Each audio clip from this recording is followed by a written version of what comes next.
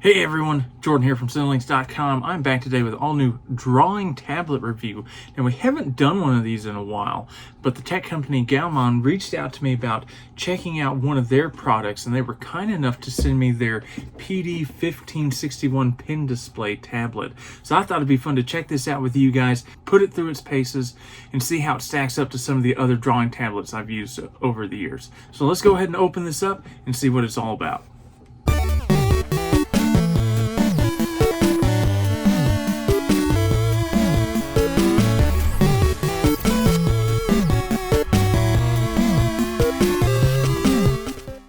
Now, I hadn't heard of GAOMON until they reached out to me. They've been around since about 2011.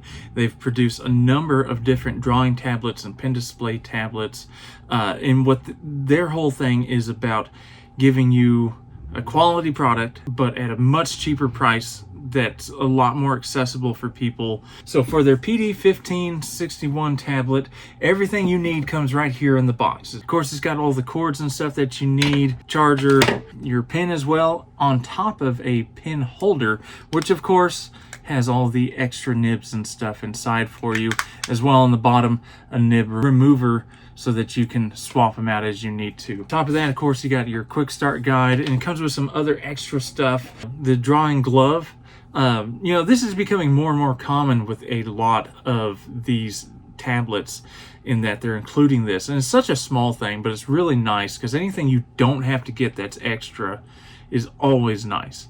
On top of that, they also include a little case for the tablet to slide into when you're not using it. So a little portable case is always nice to have that extra in there. We have the tablet itself that we're using. Overall, it's pretty nice. There's a good weight to it, a slight bit plasticky, but not cheap, if that makes sense. There's a little bit of a plasticky feel to it, but it doesn't feel cheap either. It feels like there's definitely some weight here and can be a little more durable. Inside the package, it also includes the stand that goes with it. Now, you actually will have to put this on yourself. And it comes with the screws and screwdriver that you need to do it. And it just installs real quick and easy back there. It doesn't take any time, but it's always nice when you have a stand included. Mostly because it just feels so necessary anymore to have one of these stands. So anytime you don't have to spend something extra, it's always nice to be able to do that. Now, the one problem with this stand here is that once it's on, it does not fit into the case that they include with it, like at all. It's pretty much made just for the tablet alone and barely fits on it as it is like that. Like, see, it's a pretty tight and snug fit. It is not going to go over the stand, which means if you want to use it in a portable way, you pretty much have to take off the stand, remove all the screws, put it in the case, and then when you're ready to use it again, have to reinstall it. Not necessarily a huge deal, but it's just, that's a lot of extra steps for something that I'm just not going to use a whole lot. So while the idea of having this included is nice, it ultimately feels kind of useless, because once you have that stand on there, it's just not going to fit, and it just doesn't make a whole lot of sense to take the stand off and on. That said, as cool as everything looks and as nice as it's starting off here, the real test of any drawing tablet is how it actually feels while you're drawing. So let's go ahead and hook this up to the computer, fire up some programs, do a little drawing, and we'll talk more about how it actually feels, as well as some of the product specifications along the way. Okay, let's talk a little bit more while I'm drawing here. Getting it all set up is relatively easy. In fact, it's one of the easier ones that I've set up before. It has everything you need, all the wires and stuff included. Simply plug it in. It's really easy to pretty much get in and get started. Download the drivers so that you can open up the software that's there. There's a whole bunch of stuff you can customize between the pin pressure, how you want it held, and of course the 10 different customizable hotkeys on the side. You know, I always have certain ones that I like to have, so I always go in first and change these things up. If you haven't used a tablet like this before, play around with it. See what shortcuts and commands you use the most and assign them to that. As for the display itself, it comes in at 15.6 inches, so it's a fairly decent sized display. Obviously not the biggest out there, but it is really good size. So you can definitely get a whole picture on there. It allows for, much bigger drawings and stuff. The resolution on here is 1080p, which allows for a good, crisp, sharp image. What I really like here is the brightness, which you can adjust. There's different adjustments you can go to get the best picture out of this display, but it does have good brightness to it, which is really important when it comes to picking your colors and making sure they look the way you intend for them to look. Let's talk a little bit about the pen here. I like this pen. It's a good size, good feel to it. It's got a good pressure level at 8,192 levels of pressure that it can choose from, which is about as high as it gets. So it's right up there with all your high-end tablets as well, as far as the different pressure sensitivity that you have. I noticed though that I really had to go in and adjust the pen pressure sensitivity.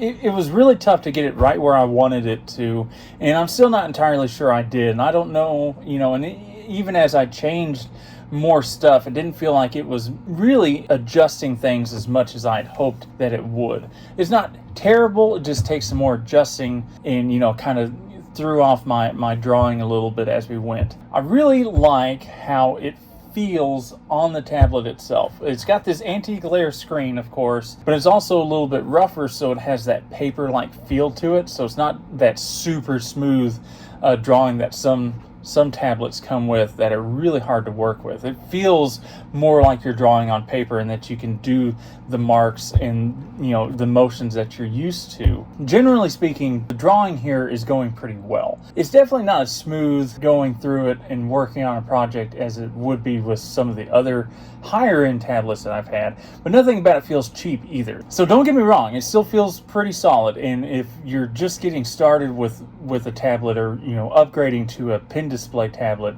you're really not going to notice a whole lot of that stuff. About the only real issue I'm having with this tablet is with the parallax on the screen between the cursor and the actual pen itself. Sometimes they just aren't lining up, and it's frustrating. Even going through the calibration where you're supposed to be able to fix that and make that a little bit tighter, is really not doing a whole lot. It's still there. It's just, and the problem is it's not every time. It seems to happen at the strangest times where the cursor is just a little bit off of where the pen is. And if you look closely on the drawing that I'm doing here, you're going to actually see several times where I'm trying to connect lines together and I'm having to redo it multiple times because where I see my pen going is not where the cursor is. And so it's throwing it off and I have to redo it.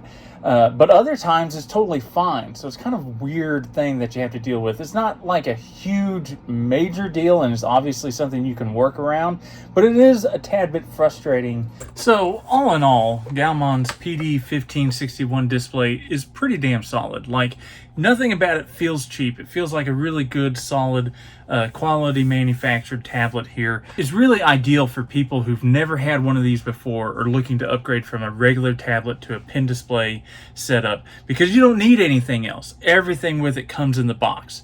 Now, there are some small issues. The fact is, it's not one of the higher end tablets. It's really good for what it is, and especially for coming right in at $300 or under $300, it's tough to beat it for that price. The problem is that it's not going to be able to match up to some of the higher end displays that we've used over the years. That doesn't mean it's bad. In fact, really, for a starter display, it's really not going to get much better than this. It has everything you need on it. But if you've been doing this for a while, or this isn't your first pen display tablet, you may want to invest just a little bit more for something else. As it stands, I've drawn with a lot of them over the years, and this is still a really solid pen display tablet, and I had a lot of fun working with it, and I appreciate GAOMON sending it my way and letting me test it out and see how it works. Well, I hope you enjoyed today's video. If you did, be sure to hit that like button, subscribe, and tell all your friends about it. Until next time, keep it tuned here to Cinelinx.com for all your movie, gaming, and geek-related needs.